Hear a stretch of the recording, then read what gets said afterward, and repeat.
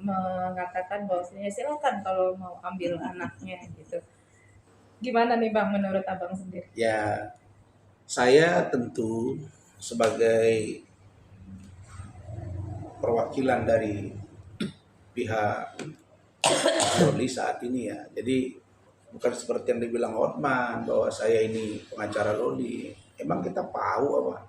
Terus itu Kapolres itu kan Akpol, Kombes, kasatnya juga AKBP, juga Akpol, kaditnya juga, kadit PPA, penyidiknya juga itu perwira. Terus Bintara juga, itu orang hukum semua. Emang kita bodoh apa? Justru malam itu Loli seharusnya melaporkan maminya. Nah, kita diskusi di situ. Saya nggak mau debat dengan Loli karena dia ngotot biar aja penyidik. Tapi kita udah kasih pengertian. Nggak mungkin, mesti ada pendamping. Kita masih membahas seputaran itu.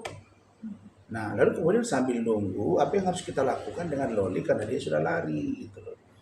Tiba-tiba datanglah si NM ribut. Nah, NM mengakui bahwa sudah terjadi keributan. Ya benar. Kalian pun ada di situ. Antri, semua ada. Nah, jadi saya klarifikasi. Hotman, kau nggak usah lagi kau komentari wartawan. Jangan cari banyak masalah lah. Dan kalau wartawan nanti dilaporkan atau Hotman dukungnya, udah kalian datang ke saya bantu. Karena kondisi Loli hari ini menurut saya sudah menemukan tempat yang seyogianya memang harus dia lakoni. Kalau ibarat situasi hidup, dia memang sedang lakoni dan dia sedang menjalankan, dan dia sekarang dalam keadaan aman, nyaman, yang saya sudah lihat langsung. Jadi saya bisa bercerita. VIP tempatnya, ada perawatnya, ada security-nya, komunikasi dengan telepon melalui ini, tidak boleh dengan orang lain, diawasi oleh tempat lembaga plus saya. Kan enak. Emang dulu waktu Nikita Mirzani ikut ngantar ke Safe House? Enggak. Loli kan cerita. Nah begitu juga dengan kuasa hukumnya? Enggak. Bahkan Loli bilang Fahmi gak pernah dampingi dia sama sekali. Terus dulu Nikita Mirzani bilang udah komunikasi, dikasihkan video-video percakapan, preskon, buku. Itu kan namanya provokasi kan. Dibilang sudah edit tapi Loli katanya menyesal, tapi itu nothing ternyata.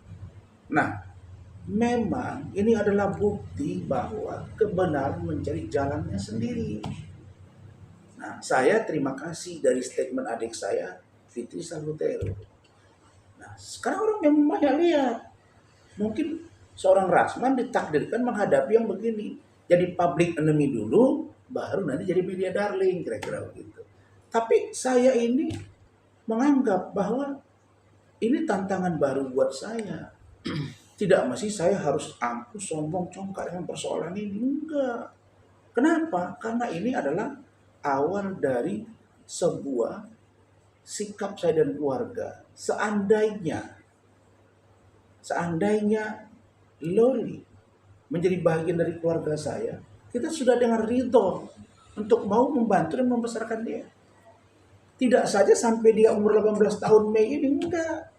Mungkin ke depan seperti apa akan kami diskusikan, termasuk pendidikan dia. Tadi saya wawancara, kan dia belum selesai SMA. Kita akan upayakan dia dapat paket C.